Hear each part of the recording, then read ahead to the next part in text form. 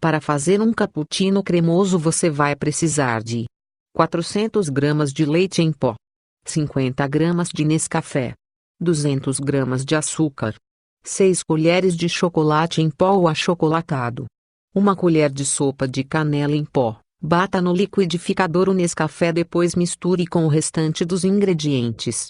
E pronto, só acrescentar a mistura com água ou leite.